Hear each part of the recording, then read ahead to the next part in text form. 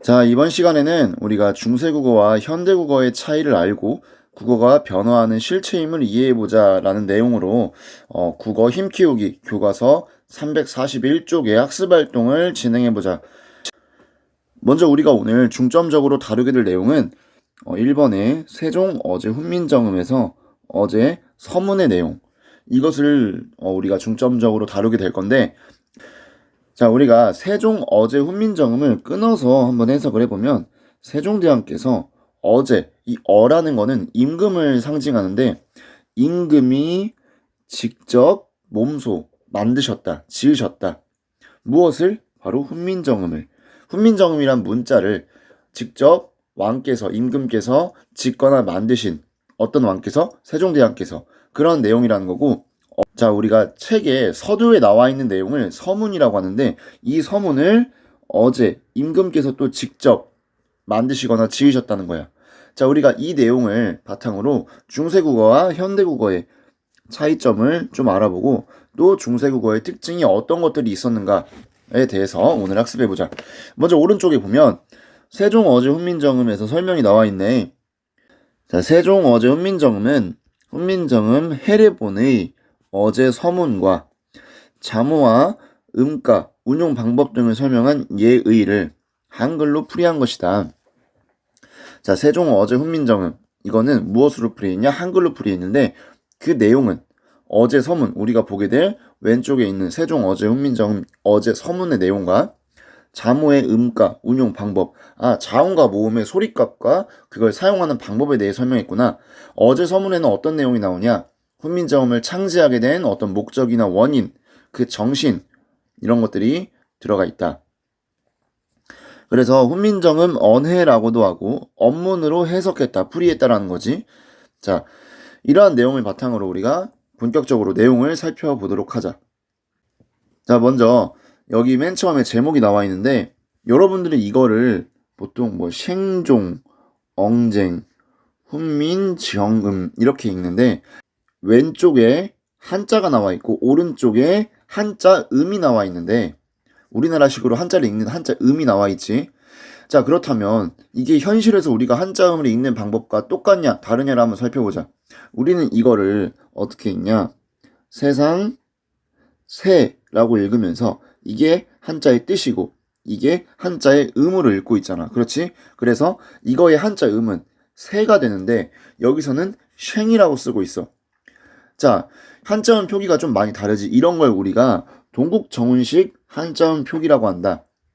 이게 무슨 말이냐면 당시에 우리가 한자를 쓰는데 자, 우리는 이 세상 세자라는 글자를 가지고 세상이라는 뜻을 가지고 있으면서 읽을 때는 새라고 읽고 있단 말이야.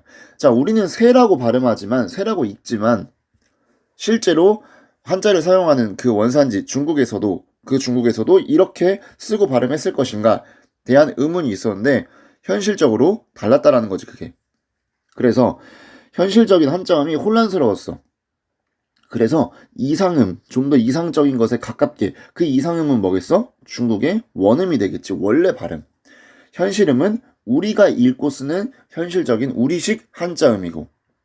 자, 근데 우리의 이 현실적인 한자음을 중국 원음인 이상음에 가깝게 표기하고 발음하려는 그런 방법이 있었는데 그걸 바로 동국정운식 한자음 표기 방법이라고 한다. 자, 이거를 여러 가지 방법이 있지만 한 세 가지 정도로 여러분들한테 설명을 해주면 먼저 첫 번째, 중국 원음에 가깝게 표기를 하고 싶어 해. 특히 어디에서? 초성에서. 그래서 실제로 여러분들이 한자음을 볼 때 이거 우리가 읽고 쓰는 현실 한자음과 좀 다른 한글 자모가 들어가 있는데 라는 생각이 든다면 이것은 동국정운식 한자음 표기일 가능성이 높다. 자, 예를 들면 이 초성에서 현실 한자음과 다른 거 여기 보면 음이 나와 있지, 얘들아. 우리는 음을 이렇게 쓰니 이 위에 이게 없단 말이야. 그냥 음이라고 쓴단 말이야. 모양이 같아 달라. 다르다고 할 수 있지. 여린 히읗을 썼잖아. 특히 이런 여린 히읗 같은 경우가 동국정운식 한자음 표기에 많이 쓰였는데 이런 것들이 현실 한자음과는 다른 이상음을 따르고자 했던 한자음 표기였다. 그다음 두 번째, 성음법의 원칙에 충실했는데 이 성음법이라는 것은 음절 이루기 원칙이야. 우리는 한 음절이 초성, 중성, 종성 중에서 초성과 중성만 있어도 음절이 성립할 수 있는데 초성, 중성, 종성까지 원래 숫자 3을 좋아한다고 했잖아요. 그래서 세 가지 형태를 갖추었을 때 우리가 성음법을 가장 완벽하게 이행했다고 볼 수 있어. 근데 우리가 보니까 우리말은 아까 말한 것처럼 초성과 중성만 있어도 된다고 했잖아. 종성 없어도 되잖아. 있어도 되고 없어도 되고. 그래서 종성이 없는 경우에는 이 이응이나 순경은 미음을 그냥 글자로서 보충만 해준 거야. 음가, 즉 소리값은 있었다 없었다? 없었고 그 의미도 없었다. 자, 예를 들면 여기 보면 이 세상새가 처음에 나왔던 새는 초성과 중성만 나오고 종성이 없단 말이야. 그치? 근데 이 종성이 없을 때 이응이나 순경은 미음으로 보충해 준다고 했어. 의미도 없고 음가도 없지만 형태상으로 얘는 성음법, 음절 이루기 원칙을 지키고 있어 라는 걸 증명해 주는 거야. 그래서 여기에서는 둘 중에 이응이 나와서 이렇게 쉥의 모양이 된 거지. 그럼 여러분들이 발음할 때 쉥이라고 발음하면 돼, 안 돼? 안 되지. 왜? 음가가 없거든. 의미도 없거든. 그러니까 그냥 쉐라고 읽으면 되는 거야. 선생님, 지금은 새라고 읽잖아요. 이때 당시는 뭐가 안 됐었다? 단모음화가 이루어지지 않았다. 그래서 이중모음인 얘가 발음나서 쉐가 된 거야. 지금으로는 새라고 읽겠지. 자, 그 다음에 마지막 세 번째로 이형볼이라고 해서 이건 좀 여러분들 어려운 내용일 수 있는데 우리 현실음에서 리을로 끝나는 받침에 한자음이 있어. 한자음이라고 했다. 한자음. 리을 받침으로 끝나는 한자음이 있을 때 여기에 여린 히읗을 넣어서 리을 히읗 모양으로 이렇게 만들어주는데 이것도 이형보례라고 해서 동국정운식 한자음 표기법의 하나라고 볼 수 있다는 거야. 자, 이건 제목이야. 그래서 이걸 읽어보면 세종, 어제, 훈민정음이 되겠지. 그래서 여기서는 훈민정음에 창제, 의, 목적, 정신, 뭐 여러 가지 원리 이런 것들이 들어가 있다라는 거야. 자, 내용을 하나하나 살펴보자. 자, 전반적으로 우리가 띄어쓰기가 되어 있지 않고 글자 왼편에 점을 찍음으로써 그 점의 개수에 따라 방점의 개수에 따라서 성조, 음의 높낮이를 나타내는 성조와 방점이 사용되었구나 라는 것을 우리가 알 수가 있어요. 자, 여기서 첫 번째로 나랏 말싸미 했는데 나랏은 여러분들이 알 수 있고 쉽게 이 시옷, 여기에 시옷은 우리가 사이소리 또는 관형격 조사로서 사용되었는데 여기서는 특히 관형격 조사로 사용되었지. 자, 우리가 관형격 조사에 대해서 그럼 좀 자세히 한번 살펴보면 여기 왼편을 봤을 때 선생님이 필기를 해온 게 있어. 관형격 조사. 현대 국어에서는 의가 남아있지. 자, 체언의 앞에서 위치하면서 체언을 뭐 해준다? 수식해주는 기능을 갖고 있는 문장 성분이다. 근데 종류가 총 이렇게 네 가지가 있는데 형태적으로는 크게 세 가지지만 총 네 가지의 어떤 모습으로 등장해. 먼저 우리 현대국어에서는 의로 발음난다고 있고 의로 표기한다고 했는데 중세국어에서는 그 나오는 형태에 따라서 의와 아래아가 쓰인 의 이렇게 두 가지 형태가 있었다. 먼저 첫 번째 아래아가 쓰인 의 이거는 유정명사의 양성모음 뒤에 나왔다.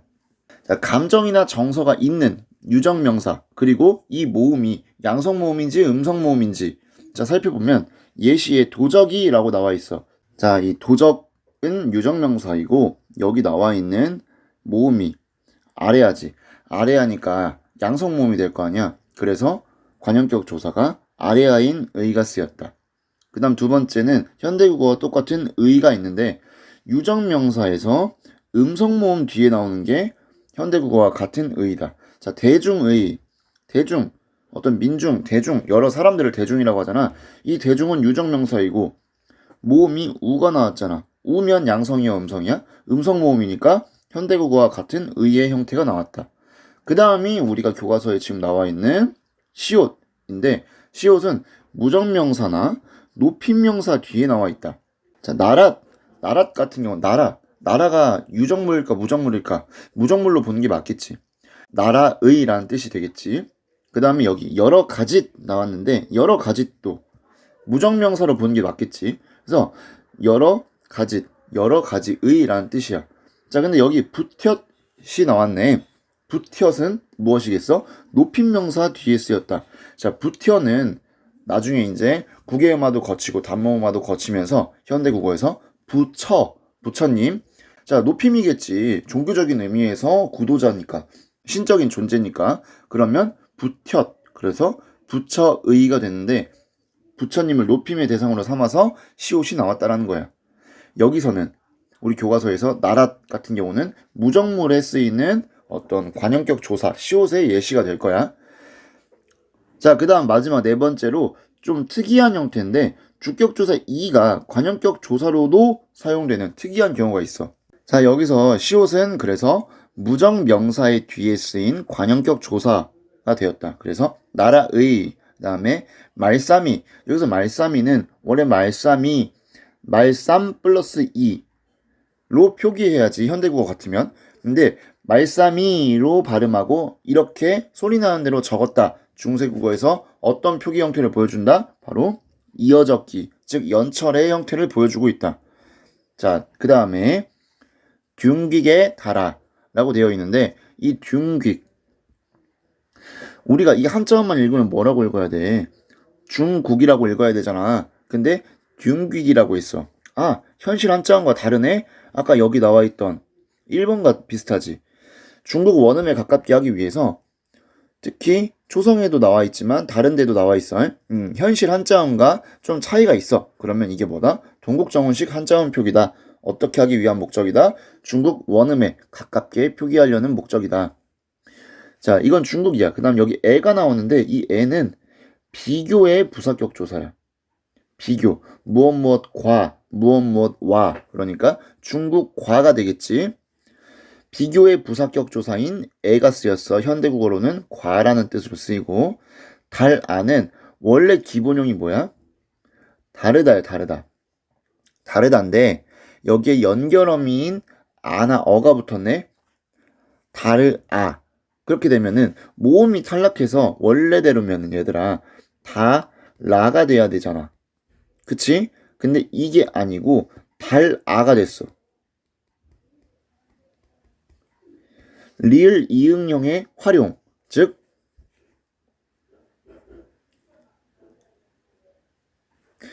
일반적으로 모음이 탈락하는 형태가 아니고 새로운 활용 방법이 나왔다라는 거야. 그래서 원래대로면은 달아가 돼야 되는데 달아가 되었다라는 거.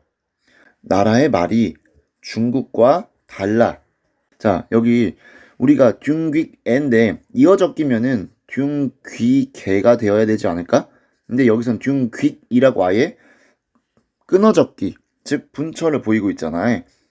중세국어는 다 이어적기만 쓰였냐? 그게 아니라고 이미 선생님이 지난 영상에 설명을 했고 이어적기가 일반적이고 대부분이지만 일부 끊어적기가 허용되는 부분들도 있다. 그리고 한자음 표기에서는 우리가 끊어적기, 분철을 사용하고 있다. 이런 걸 추가적으로 알아둬야 한다. 그 다음에 문자와로 서르 사마띠 아니할세 이 부분을 보자. 문자. 아, 여기도 좀 독특하게 쓰였네. 현실 한자음과 동국정운식 한자음 표기구나. 그 다음에 이 문자라는 것은 중국의 한자, 중국의 글자를 의미한다. 그래서 이 와로는 공동의 부사격 조사. 그래서 문자와로, 중국의 한자와는 이런 의미겠지. 중국의 한자와는 서르 원래대로면은 현재 서로가 되어야 되는데 서르가 된 이유는 무엇이냐면 앞에 어는 음성모음에 해당하는데 뒤에 오가 되어봐. 오는 양성모음이잖아. 그럼 음성모음 플러스 양성모음 무엇이 깨진다? 모음조화의 원칙이 깨진다. 그래서 모음조화의 원칙을 지키기 위해서 음성모음이 나왔으니까 뒤에도 음성모음인 을을 나와서 서르라고 해주는 거야. 무엇을 위해? 모음조화를 유지하기 위해. 자, 그 다음에 사마띠 아니할세. 사맞다. 우리가 사맞다를 먼저 보아야 되는데 기본형은 무엇이냐? 사맞다에서 치읓 받침이 되겠지. 자, 이 치읓 받침인데 우리가 여기서 아주 중요하게 볼 수 있는 부분은 팔종성법 또는 팔종성 가족용이라는 원칙에 따라서 이 치읓이 뭘로 바뀌었다? 시옷이 되었다. 중세국어의 종성표기법. 그래서 사마띠 아니하였어. 이 디 같은 경우는 이 모음이 있는데도 불구하고 지로 바뀌지 않았으니까 무엇이 안 됐다? 국외음화가 아직 이루어지지 않았다. 자, 그러면 사마따. 사마따의 의미는 통하다라는 의미야. 통하다. 통하다. 그러니까 중국의 한자와는 서로 통하지 아니하였다. 이런 전차로. 이 전차는 까닭이란 말인데 지금으로 따지면 현대국어에서는 쓰이고 있지 않지. 언어가 사어가 된 거야. 죽었다라는 의미지. 자, 이러한 까닭으로 어린 백성이 니르고저 홀빼이셔도 이 말을 보자. 자, 어린. 우리가 아까 이전 영상에서 어휘의 변화에 대해서 살펴보았는데 어휘의 변화에는 확대가 있고 축소가 있고 이동이 있다고 했어. 먼저 어리다. 어리다는 이때 당시 어리석다라는 의미로 쓰였어. 현대국어에선 뭘로 쓰여? 나이가 적다로 쓰였어. 물론 중세국어에서는 나이가 어리다가 어린이 아니고 젊다라는 또 다른 어휘가 있었지. 이게 나이가 젊다라는 뜻이야. 젊은이 할 때. 자, 그러면 어리석다라는 뜻에서 나이가 적다라는 뜻으로 어떻게 되었어? 의미가 확대되거나 축소된 게 아니고 그대로 이동하였다. 자, 이러한 까닭으로 어리석은, 이건 백성이지. 자, 어리석은 백성이 니르고저. 자, 니르다. 기본형인 니르다인데 이 니르다는 무언가를 이르다. 예를 들면 뭐 공자께서 이르시되 뭐 이럴 때 나오는 이르다. 말하다라는 거지. 그러니까 이 니르다가 초성이 니은이었는데 초성이 이응으로 바뀌게 되는 무슨 법칙을 나중에 거치게 된다? 두음 법칙. 그렇지. 단어에 두에 나왔을 때 니은이 이응으로 바뀌게 되는 두음 법칙을 겪으면서 이르고자, 그러니까 무엇인가 이르고자 홀빼, 할하고 그다음에 여린 히읗이 들어가고 그다음 배인데 이 배는 바에 이가 결합한 형태야. 이렇게. 자, 여기서 우리가 이는 이게 이나 반모음 이가 아닌 모음으로 끝났기 때문에 모음으로만 이루어져 있는 주격조사 이가 결합했지. 그래서 홀, 바, 가 이렇게 되겠지. 홀, 지금으로 따지면 할이라는 의미야. 어리석은 백성이 말하고자 할 바가 이셔도는 있어도가 되겠지. 여기까지. 자, 여기서 여기 나오는 여린 히읗을 봐야 되는데 오른쪽에 여린 히읗을 한번 살펴보자. 여린 히읗.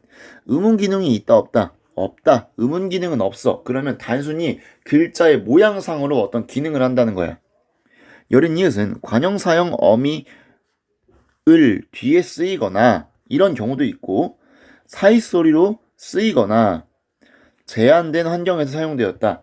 무언가 뜻이 있거나 그러니까 의미가 있거나 의문적으로 어떤 발음의 소리값이 있거나 이런 거는 없었다라는 거야.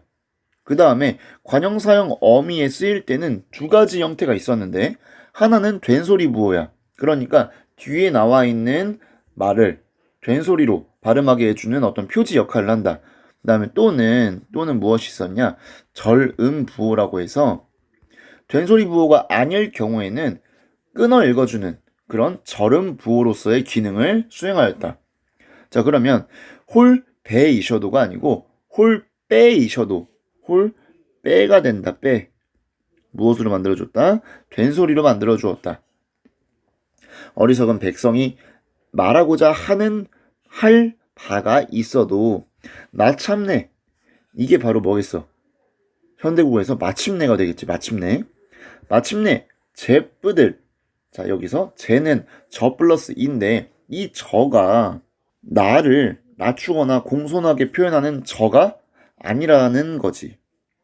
그 즉 대명사에 해당하는데 자, 저들 할 때 그 저야. 그러니까 마침내 제뿌들 그리고 이가 원래 주격 조사지만 특이하게도 관형격 조사의 어떤 형태로 쓰였다라는 거지. 그래서 저들의 뿌들을 한번 원래대로 형태소 분석을 해보면 이렇게 되겠지. 뿌 플러스 을 이렇게 될 거야. 이 뿌은 우리가 앞에 어두저항군 할 때 학습했지만 어떤 뜻이 되었냐? 현재 뜻이 되었다. 그러니까 저들 자신들의 어떤 뜻을 실어 펴디를 하기 전에 우리가 이 목적격 조사를 먼저 한번 살펴보자. 이 을에 나타나는 목적격 조사. 한 형태소 내에서 혹은 체험과 조사를 결합할 때 혹은 어감과 어미가 결합할 때 모두 중세국어에서는 현대국어에 비해 무엇이 엄격하게 지켜졌다? 모음 조화가 엄격하게 이루어졌다. 현대국어에서는 을 또는 르로 나타나잖아. 그래서 현대국어에서는 앞에 자음이 나오는지 모음이 나오는지의 차이일 뿐이야. 무슨 말이냐? 받침이 있는 자음으로 끝났으면 무엇이 된다? 을이 되고, 그 다음에 받침이 없는 모음으로만 끝났으면은 르이 된다. 맞지? 자, 근데 먼저 총 중세국어에서는 기본적으로 4개, 특이한 형태까지 합치면 5가지나 되는 형태의 목적격 조사가 존재했는데, 먼저 아래아가 쓰인 알, 이런 경우는 양성모음 자음 뒤에 나타났다. 자, 사람을 그랬는데 여기 사람은 아래아가 쓰였어. 양성모음이지 아래아는. 그 다음에 미음으로 끝났네. 자음으로 끝났지. 그래서 양성모음과 자음 뒤에서 알이 쓰인 거야. 그 다음에 현대국어와 똑같은 을 같은 경우는 음성모음과 자음 뒤에야.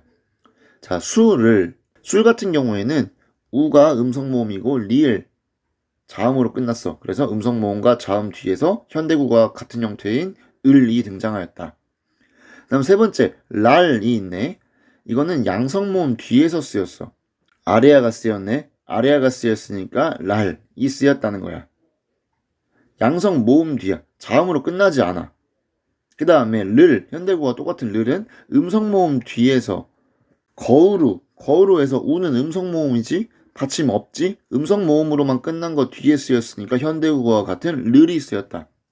이렇게가 있는데 특이하게도 모음으로 끝난 체언 뒤에서 리을이 목적격 조사의 형태를 띠는 경우가 있다. 그래서 가칠 이런 경우에는 가칠 플러스 리을, 그래서 가칠을이라는 뜻이지만 표기할 때는 가칠 이렇게 쓴다. 이렇게 목적격 조사의 형태가 여러 가지가 있어요. 근데 이 중에서도 우리는 모음 조화에 따라 어떻게 달리 실현되는가를 살펴본 거야. 자, 그래서 마침내 자신들의 뜻을 실어 펴디. 이 실어는 아주 쉽게 능히 이런 뜻이야. 제 뜻을 능히 펴지가 되겠지. 왜냐면 디귿 티읕이 이 모음 앞에서 무엇으로 바뀐다? 지읒 치읒으로 바뀌는 국외음화가 이때 당시 아직 일어나지 않았기 때문에 능히 쉽게 펴지. 이 못할. 자, 선생님이 중세국어에서는 종성에서 디귿과 시읒이 엄격하게 구분되었다고 하면서 디귿 받침의 못은 부정의 못이라고 했고 시옷 받침의 못은 연못의 못이라고 하면서 비교해 준 적이 있지. 자, 못하다. 펴지 못하다라는 말이야. 그러니까 부정적인 거지. 못할. 여기서도 관형사형 어미 리을이 나왔는데 마찬가지로 또 여린 히읗이 쓰였네. 그럼 뒤에가 된소리 부호가 난다는 소리인데 이게 된소리가 나지 않으면 무엇이라고 했어? 절음, 끊어있는 부호가 되겠다. 근데 뒤에가 기억이나 디귿, 비읍 뭐 이런 것들이면 우리가 된소리로 발음하겠는데 니은을 된소리로 발음할 수 있나? 니은은 된소리로 발음할 수가 없잖아. 그래서 여기서는 우리가 절음 부호, 끊어있는 부호로서 쓰였구나 라고 추측할 수 있는 거야. 자, 그래서 마침내 자신들의 뜻을 능히 펴지 못할 놈이, 여기서 놈이는 놈 플러스 이가 되겠지. 놈 플러스 이. 근데 여기서 음가가 없는 이음이 초성이 나왔으니까 이 미음이 이렇게 넘어가는 무엇? 이어적기가 적용되었다. 그리고 이 놈은 우리가 이놈 저놈 하면은 뭔가 현대국어에서는 비속어로 남자를 낮잡아서 부르는 비속적인 표현이잖아. 근데 이때 당시에서는 무슨 뜻이었다? 사람의 의미였다. 사람이란 뜻에서 남자를 얕잡아서 비속하게 부르는 말로 의미가 어떻게 된 거야? 축소한 거지. 그 다음 여기 하다. 이 하다는 선생님이 여러 번 설명을 한 적이 있는데 이 하다와 이 하다가 있지. 모음의 하다와 아래아 모음의 하다. 자, 여기서 모음의 하다는 어떤 의미였냐? 중세국어 때 많다 또는 크다 라는 뜻이었고 아래야 모음의 하다는 무엇이었다? 무언가 행위를 하다라는 게 되겠지. 현대국 영어식으로 표현하면 이제 do 무언가를 하다. 하니라 못할 사람이 하다. 여기서 하다는 이거니까 많았다라는 뜻이 되겠지. 이 하다는 의미가 이동된 걸로 볼 수 있겠어. 그 다음에 내 일할 위하여. 자, 내는 뭐야? 당연히 내가 나에다가 주격조사 이가 붙었지. 왜냐면 이나 반모음 이가 아닌 모음으로 끝났기 때문에 모음으로만 구성된 이가 주격조사로 붙어서. 자, 내가 이를, 이 이는 대명사야. 이, 그, 저 할 때. 자, 이랄. 여기서는 이 이는 중성모음이지. 중성모음이니까 뭐 무엇이랑 결합해도 상관이 없지만 어쨌든 르이 붙었어. 내 이를 위하여. 여기서도 이응. 원래 위인데 음절 이루기 성음법 규정을 충실하게 이행하기 위해서 이응이나 순경은 미음을 종성으로 적어준다고 했는데 여기서는 이응이 들어간 거야. 그러니까 이렇게만 읽으면 돼. 내 이를 위하여 어엿비 너겨. 어엿부다. 원래 기본형은 어엿부다야. 근데 이 어엿부다가 중세국어 때는 불쌍하다, 가엾다라고 쓰였고 현대국어에서는 어떤 의미야? 현대국어에서는 예쁘다야. 아, 정말 어여쁘구나, 예쁘구나 라는 뜻이야. 자, 그러면 불쌍하다, 여기에서 예쁘다라고 의미가 확대, 축소가 아니고 의미가 이동한 거지. 자, 그러면 여기에서 중세국어 때는 그러면 예쁘다라는 뜻의 국어가 단어가 뭐가 있었을까? 살펴보면 중세 때는 이제 곱다라는 말이 있었지. 어쨌든 자, 내가 이를이 무엇이야? 무언가 앞에 나와 있는 내용이 반복되는 거겠지. 대명사니까. 말하고자 싶은 내용이 있어도 중국과 문자가 달라서 쉽게 펼칠 수가 없었어. 자, 그래서 이런 것들을 위해서 내가 불쌍하게 여겨서 자, 새로 스물 여듭자를 맹가노니. 스물이지 지금은 얘들아. 스물.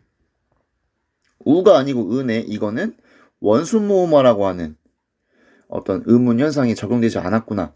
자, 원순모음은 오나 우에 해당하는데 여기서도 스물 이게 아니고 스물이 되어야겠지. 원순모음어가 되면. 스물 여듭자. 자, 훈민정음이 몇 자였냐? 28글자였어. 어떻게? 초성이 17자, 중성이 11자 하고 이 28자에서 나중에 4개가 소실되어서 현대국어는 24자모체계가 된 거지. 어쨌든 새롭게 28개의 글자를 맹가노니, 원래 기본형은 맹갈다야. 맹갈다. 현대국어에서 만들다. 그래서 만드노니 사람마다 해여. 이거는 하여가 되겠지. 오늘날에 사람들한테 하여금 수비는 수이 그다음에 쉬 이렇게 되는데 이게 뭐야? 그러니까 쉬니까 뭐 쉽게, 니겨는 익혀. 이게 끊어졌기 하니까 다시 이렇게 넘어오고 이게 두음 법칙 거쳐서 익혀가 되겠구나. 나중에는 여러 가지 의문 현상을 거치게 돼. 사람마다 하여금 쉽게 익혀서 나날로 매일 이런 뜻이겠지. 수매 같은 경우도 기본형은 이거야. 쓰다 플러스 이게 뭐라고 했어 선생님이? 명사형 어미야. 자, 근데 의가 음성모음이니까 같은 음성모음인 우가 나온 거야. 옴이 아니고 이 나온 거라고. 이래서 모음조화 잘 충족하고 있구나. 그 다음에 숨에 부사격 조사 나왔지 이제. 그래서 숨에가 된 거야. 매일매일 나날로 숨에 사용함에 뼈난키. 여기서 뼈과 이 여린이시 중성으로 나온 안, 현실 한자음과 다르지. 동국적운식 한자음 펴기구나. 뼈난키, 이 안키에서 이거는 무엇의 줄임말이다? 이 키는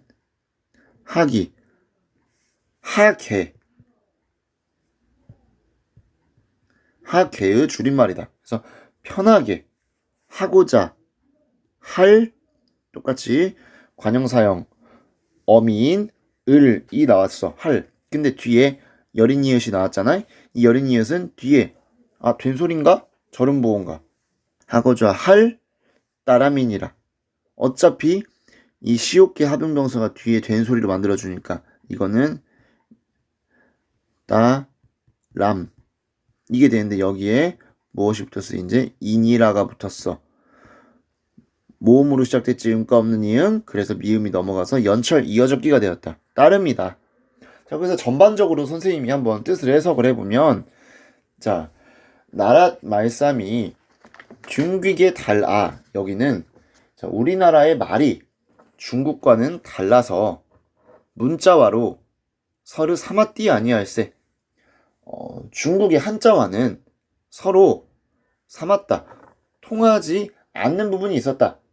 통하지 않아서 이런 전차로 이러한 까닭으로 이유로 어린 백성이 이루고자 홀빼이셔도 어리석은 백성들이 이루고자 말하고자 하는 바가 있어도 마침내 제쁘들 싫어 펴디 못할 놈이 하니라. 마침내 자신들의 뜻을 쉽게 능히 펴지 못하는 사람들이 많았다. 내 일할 위하여 어여빈 어겨. 자, 내가 이것을 위에서 불쌍히 여겨서 새로 28자를 맹가노니 새로 28글자를 만들었으니 사람마다 해여 수빈 이겨 날로 숨에 변한키 하고저 할 따람이니라. 자, 사람들로 하여금 쉽게 익혀서 날로 매일로 쓰매 사용하게 함에 편안하게 하고자 할 따름이다. 자, 그래서 우리가 참고적으로 어제 서문의 내용에서 어떤 내용들이 들어가 있는가를 좀 살펴보면 당대 문자에 대한 현실, 서로 삼았디 아니하여 통하지 않았다. 우리만의 글자가 필요하다. 자주정신이 들어가 있었고 새 문자의 창제 동기, 내 일할 위하여 어여빈 어겨. 그러니까 누구를 어여빈 어겼어? 어린 백성들을 위해서 새로운 문자를 만들었다. 백성을 위한 거니까 애민, 사랑, 백성민, 백성을 사랑하는 정신이 있었고 새 문자를 만들었으니까 창조 정신이 들어가 있었다. 그 다음에 창제 목적, 사람마다 해여 수빈 이겨 날로 쓰매 편안키 하고자 할 따람이니라. 편리한 문자 생활을 영위할 수 있게끔 도모했구나. 실용적인 정신에 입각했구나. 이러한 한글 창제, 훈민정음 창제에 어떤 정신이 깃들어 있구나라는 내용을 파악할 수가 있겠어요. 그 다음에 아까 28자 선생님 설명했지. 원래 자음 17개, 그러니까 초성 17개, 모음 11개 해서 총 28자. 선생님 종성은요? 그럼 종성은 종성, 부용, 초성. 무슨 말이야? 종성은 부용, 다시 쓴다. 무엇을? 초성을. 그러면 종성에는 이 초성 자음 17개가 그대로 들어가는구나. 그럼 굳이 만들 필요가 없겠네. 그래서 28자. 근데 이 중에 옛니응, 여린이읒, 반치음, 아래하는 현대국어에서 사용하지 않아. 4개가 소실됐기 때문에 현대국어는 24자모 체계가 된다. 자, 이러한 내용들을 바탕으로 학습하고 이어지는 영상에서는 우리가 학습활동에 또 추가적으로 나오는 용비어천가에서 중세국어의 특징을 확인해 보도록 하자.